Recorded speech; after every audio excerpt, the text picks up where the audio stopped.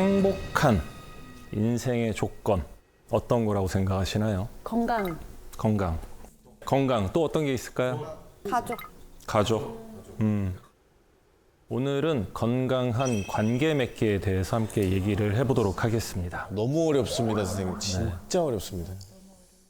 재밌는 게 하버드 대학교 다 아실 텐데요. 거기서는 1938년부터 이 좋은 인생만을 연구하는 팀이 있다고 그래요.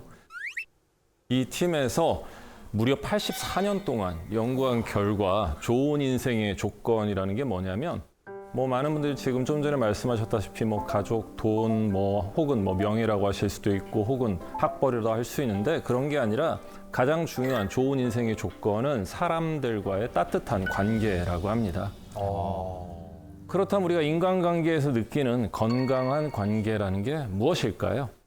일단 처음에 딱 떠오르는 거는 아무래도 우리가 세상에 태어나서 처음으로 관계를 맺게 되는 부모와 자녀와의 관계겠죠.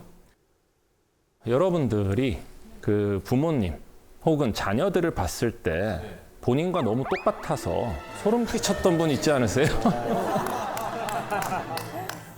식성이 정말 비슷해요. 네, 그러니까 왜 예전에 한번 저희 대학 동기들이 경일이가 못 먹는 음식은 상한 음식이다. 이런 식으로 잘 먹거든요. 제 딸 둘이 그렇게 잘 먹어요. 네. 그거 보고 깜짝 놀랐어요, 저는. 이런 식욕이나 식성도 비슷하고요.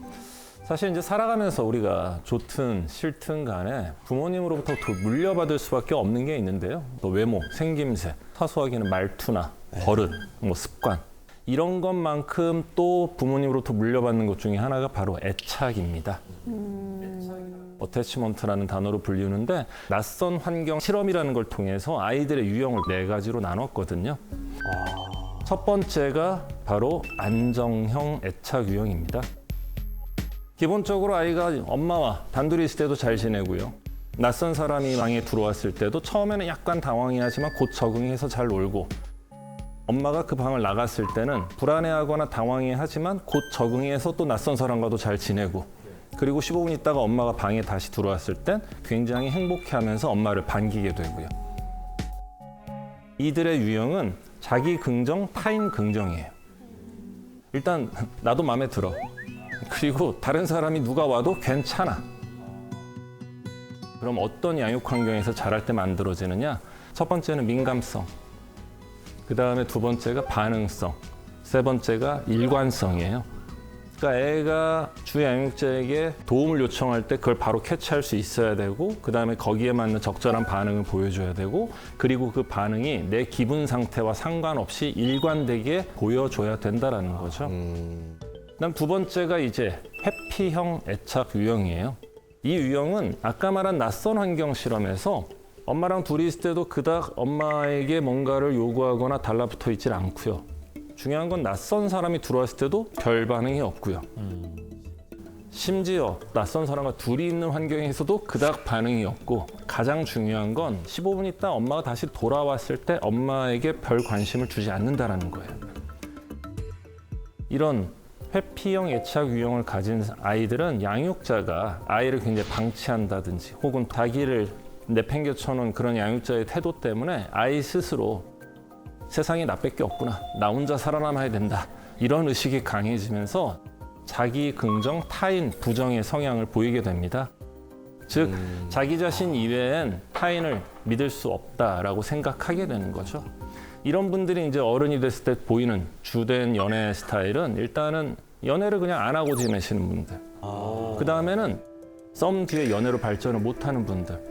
혹은 소위 안 좋게 표현하면 어장관리하듯이 주변에 이렇게 알고 지내는 애들이 있긴 한데 그 이상 관계 발전이 안 되는 분들.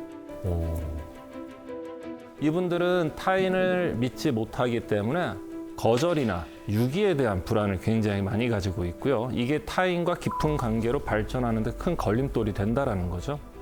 상대가 나한테 마음의 문을 열고 나에게 좀 다가오려고 하면은 이들은 일단 불편함을 느끼게 되고요. 그러면서 상대방이 선을 넘어서 내 영역 안에 침범했다라는 생각이 들면 넌 너무 의존적이야 라고 하면서 상대방을 비난을 하게 되죠. 특히나 이제 갈등이 생겼을 땐 대부분 어떤 식으로 이 갈등을 해결하려고 하냐면 나 혼자 관계 정리를 하고 갑자기 그냥 이별을 고하는 잠수 이별 들어보셨죠? 연락 끊어버리고. 연애나 결혼의 상대로 회피형 유형의 사람을 만나면 대부분 공통적으로 느끼는 게 그 사람 무슨 생각을 하는지 모르겠다. 속을 알 수가 없다. 그래서 연애 커뮤니티 같은 데 보면은 이 회피형인 사람과 연애를 했다가 상처를 받은 사람들이 제발 회피형은 회피형끼리 만나서 너네끼리 사랑해봐라. 거울 치료. 진짜 거울 치료 당해봐야 돼. 근데 중요한 게 회피형은 회피형끼리 만날 수가 없어요. 이 회피형은 이제 설명드릴 불안형 유형과 가장 많은 연애를 하게 됩니다. 불안형은 다른 말로 저항형 혹은 양가형이라고 불리우는 거거든요. 이 불안형은 뭐냐면 아까 회피형 같은 경우에는 자기 긍정 타인 부정이었잖아요.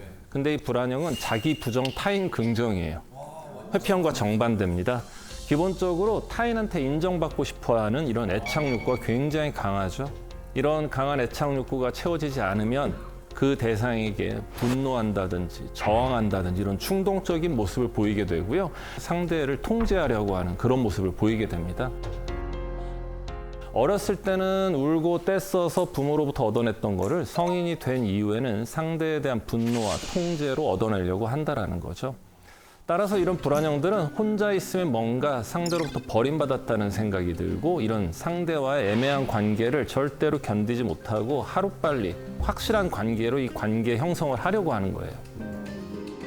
이분들은 의외로 안정이 된 상태를 잘 못 견뎌요. 항상 나에게 사랑은 불타야 되고 나를 다 던질 수 있어야 되고 가슴이 찢어지게 아파야 사랑이라고 인지를 하기 때문에 안정된 사랑이 됐을 땐 그 사랑을 사랑으로 인정을 하지 못하는 그런 가장 안타까운 유형이라고 할 수 있겠네요.